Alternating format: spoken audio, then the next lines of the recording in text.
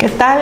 Feliz Año Nuevo 2026. En este día pues tenemos un episodio especial, siempre con el tema de la Comisión de Postulación del Tribunal Supremo Electoral.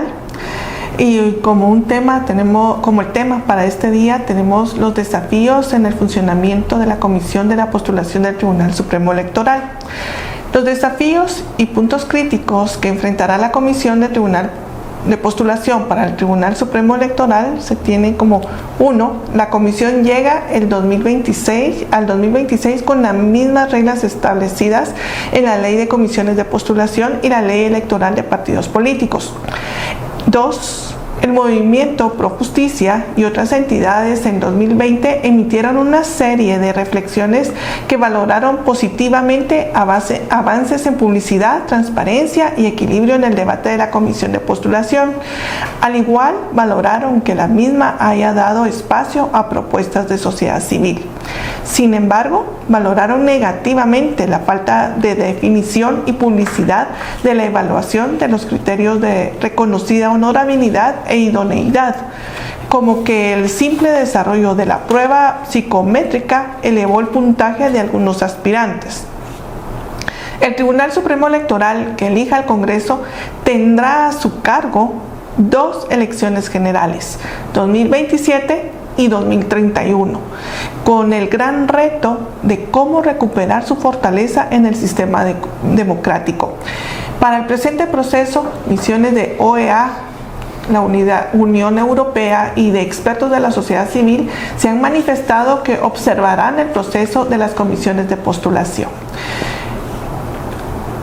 El tema del Tribunal Supremo Electoral pues es un tema realmente importante. Tenemos elecciones para este 5 de enero, la primera vuelta para el representante a la Comisión de Postulación por parte del Colegio de Abogados y Notarios de Guatemala. Para ello, pues el día de hoy nos acompaña el licenciado Julio Melgar, quien, como ya sabemos, es de casa. Mucho gusto y un buen inicio de año para todos los colegas integrantes del Colegio de Abogados y Notarios, y también a la licenciada invitada y a ti, Marlene, y a todo el equipo de Conectados con el CAN.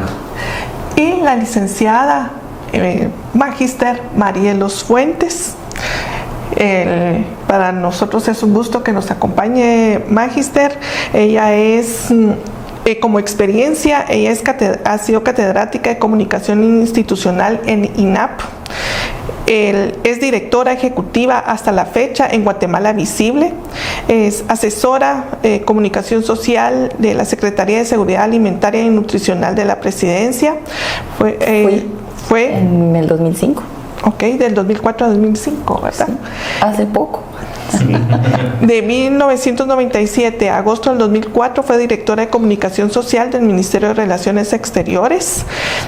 En 1997 fue catedrática de la Facultad de Humanidades en la Universidad Rafael Landívar y con el curso de diagramación en la Facultad de Ciencias de la Comunicación. En lo académico, ella ha impartido el curso de Taller de Herramientas y Learning en febrero del 2004 en INAP, el máster en Cum Laude en Liderazgo y Gestión Pública 2016 en Escuela de Gobierno. Ella en la Universidad Francisco Marroquín obtuvo el diplomado de Administración Pública con énfasis en Informática en 1999 y es licenciada en Ciencias de la Comunicación por parte de la Universidad Rafael Landívar. Licenciada Magíster Marielos Fuentes, bienvenida al Colegio de Abogados y Notarios de Guatemala, y en este día pues Conectados con el CAN, hoy un programa especial que es el primero del año. Buenísima fecha para iniciar. Espero que todos estén ya un poco menos desvelados y gracias por abrirnos las puertas para poder platicar un poquito de todo lo interesante que se viene este año. Correcto.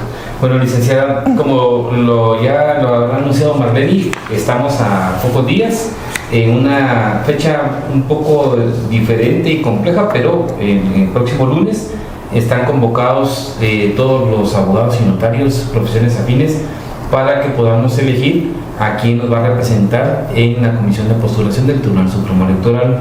Y en el marco del rol y la experiencia y monitoreo que ustedes han hecho, consideramos importante que transmitamos ciertos elementos de análisis a los diferentes agremiados para que puedan tener mejores condiciones de información para poder decidir a qué planilla van a respaldar este próximo 5 de enero. Y en ese sentido, marcando que esta es la primera elección de las que han denominado las diferentes elecciones de segundo grado que vienen y que se van a desarrollar ahorita en este año 2026, yo quisiera preguntarle ya directamente con el tema de la Comisión de Postulación al Tribunal Supremo Electoral, ¿cuáles son las diferencias del contexto que se va a encontrar esta Comisión de Postulación con relación a la que elaboró la nómina de magistrados al Tribunal Supremo Electoral en 2020? ¿Hay alguna diferencia en ese contexto o desafío que va a presentar esta comisión que tendrá que entrar a funcionar el próximo 19 de enero? Gracias, licenciado. Sí, seguramente vamos a enfrentar un escenario muy diferente, pero creo que lo más relevante para la propia Comisión de Postulación es que este año tiene una coyuntura muy particular porque van a ser prácticamente simultáneas las elecciones indirectas tanto del Tribunal Supremo Electoral, del Ministerio Público y el nombramiento de los magistrados a la Corte de Constitucionalidad. Esto por sí mismo ya es un escenario por demás complejo, con un gran desafío para todos los guatemaltecos para poder estar al tanto de lo que está sucediendo, y para los miembros del gremio porque muchos en algunas ocasiones hemos visto que se postulan para diferentes cargos. Si en esta ocasión pensaban hacerlo también, pues van a ser prácticamente simultáneos, y el desafío mayor quizás es probablemente el encontrar la forma de encauzar ese espacio en el que quieren ser electos, porque digamos los rasgos de personalidad podrían ser positivos para muchos de los cargos, pero lo que la ley nos exige que deben cumplir tiene ciertas diferencias. Sin embargo, casi todos tienen que ser abogados en el ejercicio de su profesión, mayores de 40 años, tener 10 años de profesión, ya sea en la judicatura o en lo privado, etcétera. Así que ahí, por ejemplo, coinciden muchos de ellos. Creo que ese es el principal desafío, el encontrarnos en un año tan complicado para el tema de poderle dar seguimiento. Nosotros lo vemos desde ese punto de vista porque no nos damos abasto, y los guatemaltecos quisiéramos estar informados de todo lo que va a suceder, pero va a haber un momento en que nos vamos a sobrepasar de tanta información. Claro, así es. Bueno, y viene corrido, ¿no? Porque hasta ahorita en la parte de enero, febrero, el Tribunal Supremo Electoral, en febrero también el Colegio elige Corte, magistrados, titulares y suplentes de Corte de Constitucionalidad, y ahí vamos en ese proceso. Pero regresando al tema de la Comisión de Postulación, ya en la introducción la licenciada Marlene comentaba que en el año 2020 el Grupo Pro Justicia marcó elementos positivos que tuvo en su momento la Comisión del 2020 con relación al tema de medidas de transparencia, de acceso a la información, de igual manera un poco el tema del uso de herramientas tecnológicas que hoy obviamente encontramos mucho más detalladas y definidas, pero en esta lógica yo le plantearía ¿cuál debería ser como las medidas estratégicas que debería de asumir esta nueva Comisión de Postulación, a efecto que no solamente los ciudadanos estén enterados, sino que todos los actores que están alrededor sepamos cómo van a tomar las decisiones? Pues yo creo que va a estar, esa pregunta específicamente creo que es muy simple. Los miembros de esta postuladora, para comenzar, son pocos. Es una mesa de 5 personas versus las del año antepasado, que ya hay que decir antepasado, es que cuando uno está estrenando año no se acuerda muy bien. Las postuladoras para cortes son muy grandes, son una mesa de más de 30 personas. Eso sin duda alguna pues hace que la discusión sea un poco más larga y se dificulta un poco la toma de decisiones rápidas, mientras que con 5 personas yo creo que eso va a ser algo muy favorable, es algo positivo. Me parece, sin embargo, que lo que deben tomar en cuenta estas 5 personas que estén en esa postuladora es lo que los guatemaltecos están esperando de ellos, porque hay muchísimas expectativas en esta comisión de postulación. Va a ser la más observada. Nunca habíamos tenido misiones de observación extranjeras que hicieran el esfuerzo de venir al país y de instalarse en Guatemala como lo están haciendo en esta ocasión, no para las elecciones generales, sino para unas elecciones de este tipo. Este Tribunal Supremo Electoral que va a resultar electo va a tener una enorme responsabilidad porque va a tener 2 elecciones. La primera de ellas con apenas 8 meses para empaparse del asunto y para estar en día a día del preámbulo de una elección general. Eso me lleva a uno de los temas principales. Me parece, y dentro de Guatemala Visible lo hemos visto así, que en ocasiones anteriores las mesas de las comisiones de postulación no han tenido oportunidad de medir cuánto conocen los postulados acerca del proceso electoral. No estoy hablando solo de la ley electoral y de partidos políticos o de derecho electoral, que también son requisitos seguramente indispensables, pero estoy hablando de nuestro robusto y ejemplar sistema electoral, porque es un ejemplo para Latinoamérica, es un ejemplo mundial. El sistema guatemalteco de elección es tan fuerte porque descansa sobre los voluntarios que trabajan ese día. Claro. Los miembros de las autoridades máximas, que son el Tribunal Supremo Electoral, lo organizan, pero mi voto, el día que yo llego y lo dejo en la urna, lo cuidan guatemaltecos como yo, que están trabajando ese día ad honorem para llevar a cabo un proceso exitoso. Así que creo que el conocer bien el teje y maneje de ese día también es algo indispensable. Claro. Y en esta lógica de lo que usted ya señalaba, la importancia de estas comisiones o de estas misiones de observación que han anunciado, algunas las solicitó el gobierno, y bueno, de otra manera también, no solamente en la parte institucional de la OEA, le está dando como seguimiento al proceso que dio de las observaciones a las elecciones generales, pero también hay una misión de la Unión Europea y también hay una misión de expertos de sociedad civil que han determinado algún parámetro. ¿Cómo cree que va a impactar y cómo también esta comisión de postulación podría aprovechar algunos insumos de estas misiones de observación? Eso que usted acaba de decir es algo muy importante. Yo creo que para los 5 miembros de esta postuladora, lejos de verlo como con preocupación, podrían verlo desde el aspecto positivo de entender cómo Guatemala en este momento es tan importante a nivel mundial en ese sentido, cómo nuestra coyuntura ha sido sin duda desafiante durante los últimos 2 años para requerir la observación internacional de entes que vienen, y creo que es importante también mencionarlo, que las misiones son robustas. La misión de la Unión Europea muy bien preparada, conoce sobre los temas, ha estado teniendo muchas reuniones para prepararse para este tema, para no ser simplemente una cámara con un observador, sino entender verdaderamente lo que está sucediendo. A mí me parece que siempre es bueno encontrar ese lado positivo. Me parece que los guatemaltecos debemos aprovechar esa ventana que se abre al mundo para que conozcan el trabajo que hace esta postuladora y, ¿por qué no?, los 5 miembros de la comisión de postulación, saberse acompañados de estas misiones para hacer un buen trabajo. Yo creo que tienen una oportunidad de oro de marcar un antes y un después, porque se ha hablado mucho de las comisiones de postulación, se critica mucho la ley, sabemos que ya no funciona como debería, pero esta comisión, que es pequeña, yo creo que tiene en sus manos ese gran desafío de demostrar que pueden hacer un magnífico trabajo y postular a los mejores perfiles que se presenten para esta ocasión. Y en esa misma sintonía de lo que nos está respondiendo, en la importancia que está señalando, digamos, para otros países y otros organismos internacionales, el ver cómo Guatemala va a definir a quienes van a dirigir el Tribunal Supremo Electoral, yo le preguntaría, dado que estamos a pocos días de la elección en donde vamos a elegir a ese representante del colegio ante esa comisión de postulación, ¿qué cualidad deberíamos de observar nosotros, los agremiados, en definir quién nos representa en esa comisión de postulación en el marco de ese nivel de importancia y dimensión que va a tener esa comisión de postulación para Guatemala? Pues yo debo decirles que tenemos muchos años de estar acompañando las elecciones del Colegio de Abogados. Creo que muy pocas instancias de la sociedad civil lo hacen, nosotros lo hemos hecho y hemos visto cómo gradualmente ha aumentado un poquito el interés. Sin embargo, todavía se queda un poco corto, así que yo quiero aprovechar en este momento para hacer ese llamado.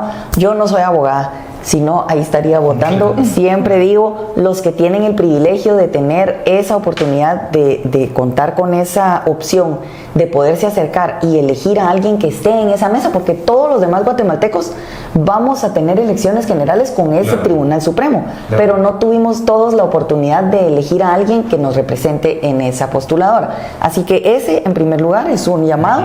Y segundo, pues las cualidades. Yo creo que las planillas se han ido dando a conocer durante estos días, hemos sabido un poco acerca de los perfiles de las personas que están ahí. Me parece que tiene que ser una persona que conozca un poco sobre el tema de las comisiones de postulación y que sepa que está jugando un papel crucial frente a los guatemaltecos. No es un papel frente a solo su gremio, no es un papel frente a la planilla que lo llevó a representar al Colegio de Abogados. Es un papel fundamental para que los guatemaltecos podamos tener a las personas idóneas frente al Tribunal Supremo Electoral. Estos miembros de la Comisión de Postulación deben entender el principio de ingratitud, saber que no se deben a nadie más, que tienen que hacer una introspección y pensar cuando están en la mesa de la Comisión de Postulación qué es realmente lo que van a dejarle a sus hijos, a su familia, a sus cónyuges, a sus padres. Esos abogados que están sentados en esa mesa están haciendo un papel trascendental y van a marcar la historia de este país, así que yo creo que principalmente lo que deberíamos optar es para tener a una persona que tenga principios y que los manifieste cuando esté en esa postuladora. Claro. Licenciada, en cuanto a los principales desafíos que tendrá que dilucidar esta comisión de postulación, y en cuanto a los tiempos de funcionamiento de la comisión, ¿en qué aspectos considera usted, por la experiencia, porque bien decía usted de que se le ha dado seguimiento a este tipo de elecciones, en qué aspectos no debe enfrascarse o detenerse los comisionados en su organización para presentar a tiempo la nómina de los 20 postulados al Congreso? Hay mucho que conversar al respecto, pero voy a tratar de ser sucinta. Yo creo que el primer desafío que tienen es ir cumpliendo con los plazos, porque hemos tenido nefastos antecedentes de no cumplimiento de nuestros plazos o de ir dejándolo a los últimos minutos o de recursos legales que han provocado retrasos. Eso sería muy negativo para esta postuladora. Lo segundo, sin duda, pues esto yo no soy nadie para darles ese consejo porque son abogados todos, pero el cuidado que seguramente van a tener, como lo hemos visto en postuladoras anteriores, de que cada una de sus acciones esté en el marco de la ley, que tengan, toda la revisión de todas las posibilidades que se pueden venir, porque creo que va a haber mucha creatividad por parte de muchas personas que estén involucradas en estos temas. Hemos visto aspirantes muy ofendidos porque se les ha retirado cuando al inicio se marcó claramente cuáles eran los requisitos, por ejemplo, o que no llegaron las hojas foliadas como debían ser. Son detalles muy sencillos, si ustedes los quieren ver así, pero si así se establece al inicio, así se debe cumplir. Así que la postuladora debe ser firme en el sentido de darle cumplimiento a los acuerdos a los que ellos lleguen en un inicio. Y lo otro que creo que tal vez es lo más importante es cuando elaboren las tablas de gradación. Es probablemente el momento crucial para que los guatemaltecos finalmente salgamos de ese famoso chaleco hecho a la medida en el que le dan una gran ponderación a doctorados y títulos muy rimbombantes que hay, cuando tenemos de altísima calidad a juristas que tienen muchos años de estar en el país dándole muchísimo a varios organismos del Estado. Hay gente que ha estado en el organismo judicial, que han presidido la corte, etcétera, que si se metieran a esas tablas de gradación actualmente sacarían 20 o 30 puntos porque no tienen estos doctorados y estas publicaciones. Así que creo que el tema es difícil porque es muy subjetivo, pero es darle el valor que tiene realmente esa trayectoria de vida honorable de los aspirantes que se presenten a estos puestos del Tribunal Supremo. Licenciada, usted tocó un tema realmente que considero que es importante, como lo de la tabla de gradación, y que es en lo que los profesionales de alguna forma se preocupan en cumplir con cada uno de ellos. ¿Usted cree, por lo que acaba de decir, que debe de alguna forma reformarse o innovar otros aspectos, o lo dejamos con lo que ya indicó? No, yo creo que sí, digamos, la palabra tal vez no es innovar, sino cambiar un poco, porque se había llegado a un un proceso, digamos, un poco más técnico.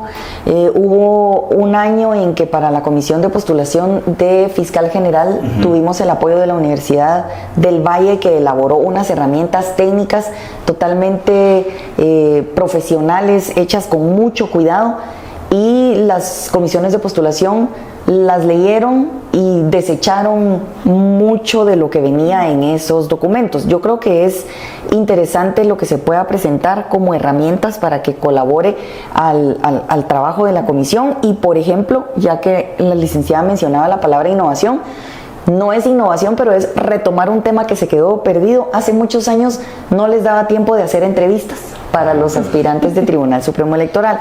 Nosotros como Guatemala Visible colaboramos con esa postuladora y lo que hicimos, imagínense hace cuánto tiempo fue que se grabó en unos CDs con la presencia de un miembro de la postuladora siempre con nosotros.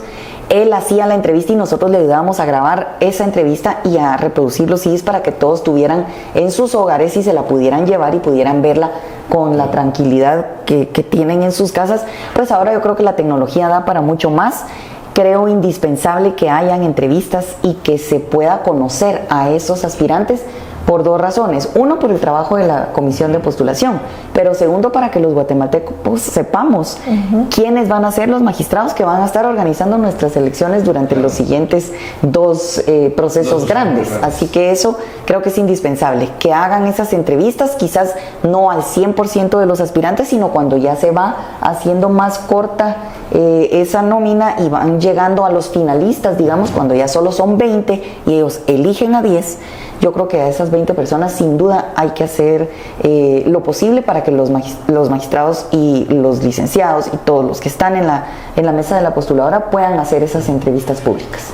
En uno de los programas anteriores de este podcast estuvo Manfredo Marroquín, y él marcaba un poco con relación al tema de la tabla de gradación, que más el tema de la meritocracia, porque también ahí han habido factores que, digamos, hay como un desbalance también en algunos colegas que están, digamos, les permite la posibilidad de estudios, pero también hay un poquito de cuestionamiento en cuanto a la calidad.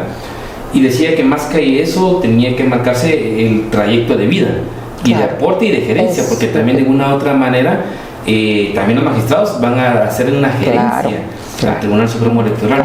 ¿Cómo valora eso? Sí, eso yo siempre he tenido esa discusión a lo interno con algunos de los miembros de nuestro equipo de ¿por qué necesariamente tienen que ser los 5 miembros del Tribunal Supremo Electoral con un título de abogado?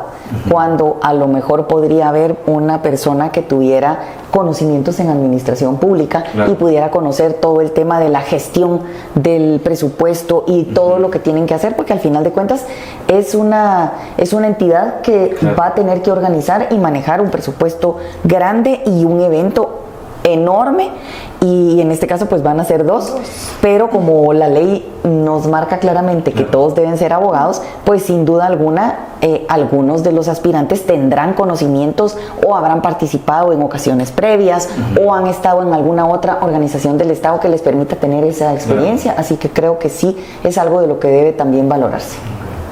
Y basándonos sobre la experiencia que tuvimos del actual Tribunal Supremo Electoral, licenciada, ¿cuáles serían los aspectos sustantivos que deberían incorporarse para que los comisionados evalúen y seleccionen mejor a los que integrarán la nómina de los 20? Qué bueno que menciona ese tema, porque creo que parte de las debilidades que hemos tenido en los últimos 2 procesos son la falta de conocimiento de los señores magistrados en el propio proceso electoral. Estoy hablando del proceso, de la logística del proceso, de las juntas electorales. En el proceso pasado tuvimos algunos de los magistrados que insistían en quitarle las juntas electorales a personas que durante mucho tiempo lo habían hecho. Las razones, pues en algunos casos eran justas, en otros casos eran razones como por ejemplo que no se habían presentado unos recibos, que ustedes saben a veces las actividades, bueno, la persona que llevó la alimentación es la señora de la aldea y no tiene facturas. cosas que podrían haberse subsanado, por ejemplo, con consultas a la Contraloría o de alguna otra forma, y lo que sucede es que se rompe con ese conocimiento que se va dando año con año, proceso tras proceso, y yo siempre hago la comparación de las juntas electorales como, por ejemplo, en la Iglesia Católica hay esta tradición de las hermandades que cargan en Semana Santa. Eso es un honor y se hereda, y las familias se sienten muy orgullosas de que su hijo y su nieto y así va sucediendo de una generación a otra.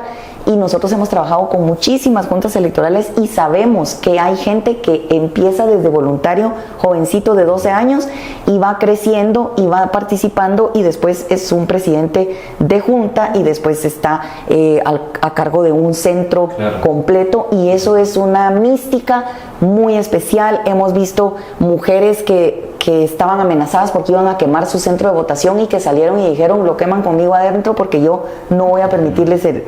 Eso no lo vemos en cualquier persona que de un día para otro vaya a tener este amor a ese trabajo. Es un trabajo arduo, es voluntario, y creo que en algún momento se perdió esa conexión entre el Tribunal Supremo Electoral y las juntas, y el quererlas cambiar tuvo un daño terrible en las elecciones pasadas y en las previas, porque ese famoso llenado de las actas, los tachones, etcétera, no se dio esa formación de la mejor manera, porque probablemente los magistrados confiaban en que era un proceso sencillo y no lo es. Entonces yo sí enfatizo mucho en ese tema, porque deben conocer el proceso electoral. Es importantísimo no ponernos a inventarnos cosas nuevas, porque lo que debemos hacer es conocerlo mejor. Exacto. Y sería, y aprovechando tal vez en ese último elemento que mencionó de entrevistas y de planes de trabajo, sería fundamental también conocer un plan en esta lógica de experiencia, plan de trabajo para presentar cada aspirante. Eso generalmente generalmente se les solicita un plan de trabajo, y los aspirantes hacen una buena presentación, pero tal vez se quedan un poco cortos. Yo tengo esperanzas en que este proceso, por no ser tan voluminoso, nos dé la oportunidad a los guatemaltecos de conocer un poquito cuáles serían las ideas que podría traer como algo nuevo, un nuevo magistrado, en qué cosas podría fortalecer al Tribunal Supremo Electoral, qué nuevos aires podría aportarle a una institución, y tal vez no consiste tanto en novedad, sino en cómo va a fortalecer una institución que quedó muy debilitada después del proceso electoral pasado, que tiene enormes desafíos, tiene sindicatos, tiene presencia en los 22 departamentos, así que tiene el desafío de poder estar cerca de su propia gente. Eso pudiéramos conocerlo a través de los planes de trabajo de quienes aspiren a los cargos. Y ya viéndolo un poco hacia el tema de llegar a ese término para que le presente al Congreso de la República esta comisión de postulación, esa nómina de 20, licenciada, que identifica alguna amenaza, algún riesgo que pudiera existir para que eso no se concretice y igual no cumplamos los plazos que están establecidos. Sí, bueno, riesgos creo que van a tener todas las postuladoras del año 2026, porque hay mucha judicialización.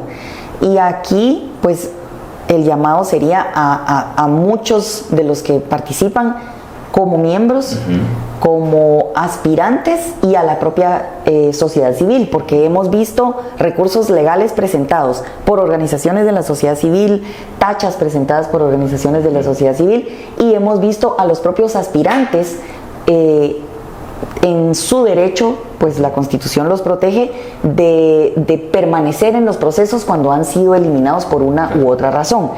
Todos estos elementos los vamos a ver. Es importante que la comisión sepa cómo los va a manejar y que se auxilie, digamos, de un buen equipo legal. A pesar de que ellos son abogados, no tienen el tiempo para estar haciendo las dos cosas al mismo tiempo. Van a tener que tener apoyo, y por supuesto también la Corte de Constitucionalidad va a fallar en muchos de los casos. Eso es algo que se anticipa que va a suceder y seguramente lo vamos a ver. Nos parece que los procesos van a tener algún tipo de accidentes de ese tipo, pero que se pueden resolver de la mejor manera posible, apelando pues a las autoridades que en el país se van a hacer cargo de cada uno de los procesos. Y creo que el llamado también sí sería a la sociedad civil a que si conoce algo que realmente considere sea un impedimento real para que una persona ocupe el cargo, que lo haga saber a la postuladora. Pero ya pasaron las épocas en que se presentaban noticias falsas y cosas que perjudican la participación. Si las personas las estamos llamando para que participen y estén como candidatos, lo primero que nos dicen es: me voy a someter a ese escarnio público y de todas maneras no me van a elegir. Y estoy hablándoles de personas de un altísimo nivel, de una trayectoria de vida impecable, que se sienten amenazados. Así que tal vez es una buena idea también sugerir que la sociedad civil entienda cuál es el papel de todos estos espacios que se abren en las postuladoras, y no es perjudicar a los candidatos, sino es realmente contribuir para que los miembros de la postuladora tengan mayores elementos para poder evaluar a los aspirantes. Y en esa, digamos, ya perspectiva, logramos que avance la comisión de postulación, que lleve sus tiempos correspondientes, que de igual manera valore el tema, por ejemplo, de las entrevistas, los planes de trabajo, y que informe claramente los indicadores que tendrán para seleccionar esa nómina de 20.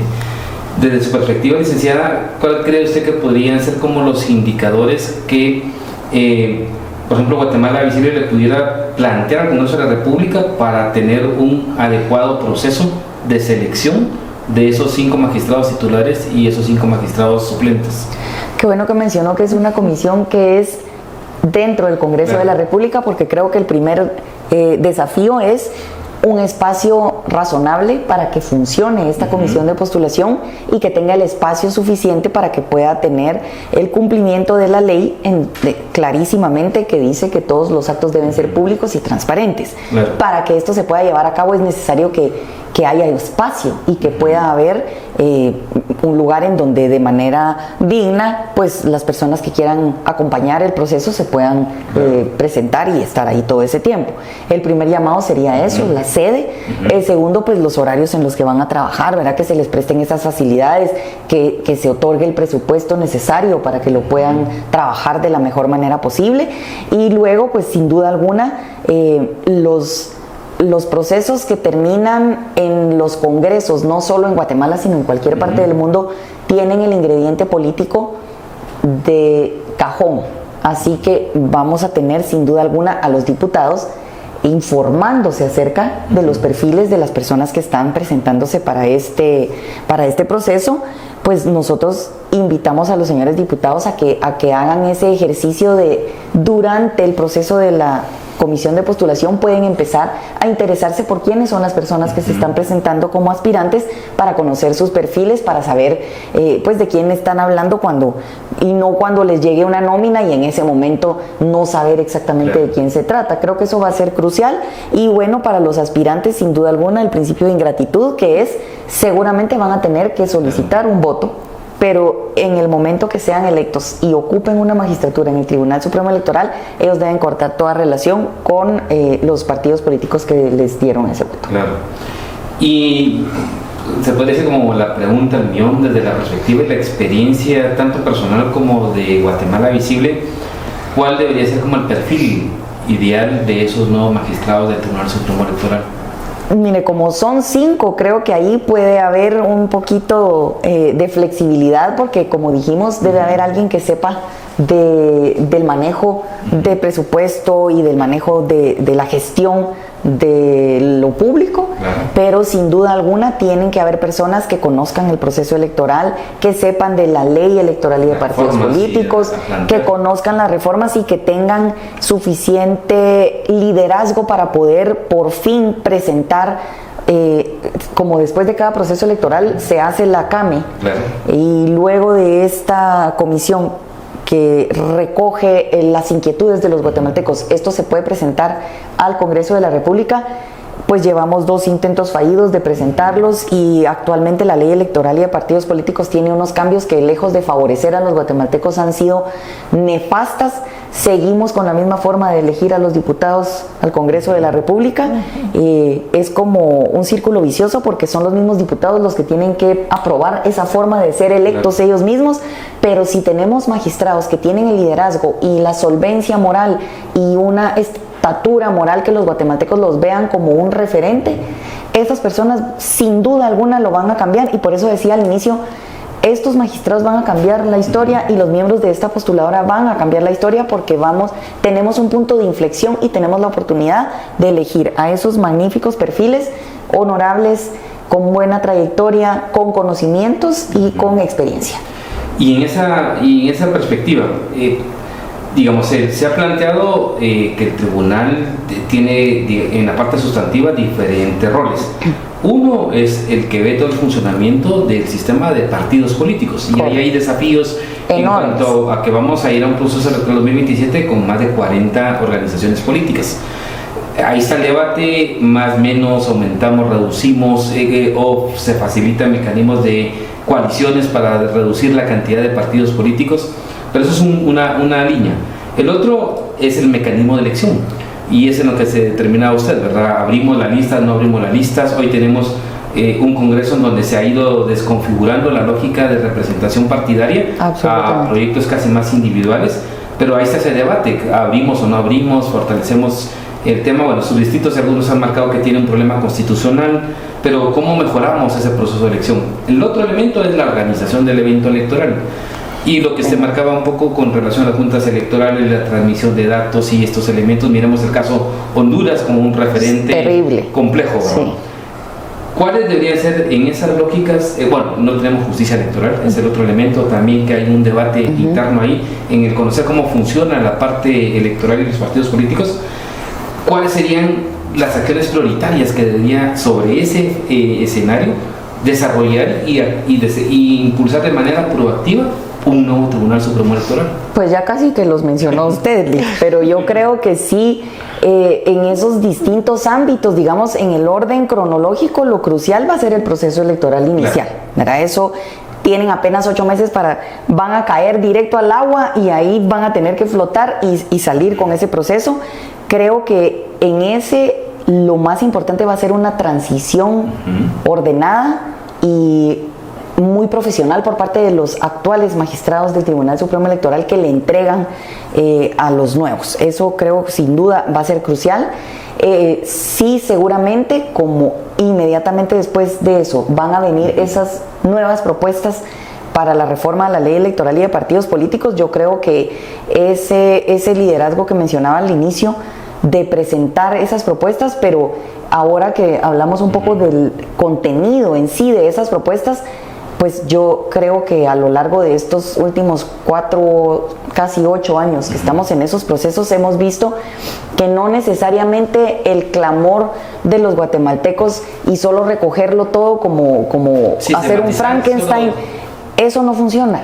Ya vimos 2 veces y no funciona, y todas las veces no nos ponemos de acuerdo porque cada quien se pone necio con su postura, y cada una de las organizaciones de sociedad civil que tiene una prioridad, voy a decir alguna cosa que no tiene nada que ver, los que están priorizando que los vasos deben ser de cristal, mientras que los otros están pidiendo que utilicemos cartón, para decir una cosa que no tenga nada que ver con la realidad. Si insisten en que cada párrafo tiene que hablar del vaso y del vaso y del vaso y del vaso, terminamos con unas propuestas enormes que no pasan a ningún lado. Lo que tenemos que hacer es de verdad llegar a esos mínimos. Uno era el que ya mencionamos, la forma de elegir a los diputados. Yo creo que eso es impostergable, es algo que sí está en el clamor popular, pero que además cuenta con suficiente información de estudios comparados a nivel internacional, de politólogos que han trabajado sobre el tema, y me parece que eso es una de las prioridades que sí se deben trabajar. Participación política, yo creo que siempre es algo positivo, que haya una apertura, que los magistrados tengan esa relación y que en este país sea más fácil hacer un partido político y no el problema que venimos acarreando, que mientras más difíciles son los trámites en el Estado, más fácil es que se empiecen a hacer trampas y más gente vive de eso y se empieza a alimentar un proceso de corrupción. Yo creo que si los procesos son fáciles, sistematizados, si tienen un buen sistema para que los partidos políticos puedan acercarse y hacer sus comités cívicos, y ahí se va promoviendo un poco más participación y le quitamos el poder a esos viejos vehículos electorales que ya tienen el cómo se hace y que han estado simplemente cambiándose la camiseta, el colorcito, la banderita, pero que siguen haciendo lo mismo. Creo que ese es un trabajo importante. El otro es mantener su independencia, eso es crucial, y dentro de esa independencia creo también incluye establecer las reglas claras para los partidos políticos, que es algo que no han logrado hacer en los últimos procesos. Nosotros como Guatemala Visible hacíamos las consultas todo el tiempo, establecer qué es campaña anticipada de manera clara, porque para un día uno sí es y lo quitan, el otro también está haciendo lo mismo y no lo quitan.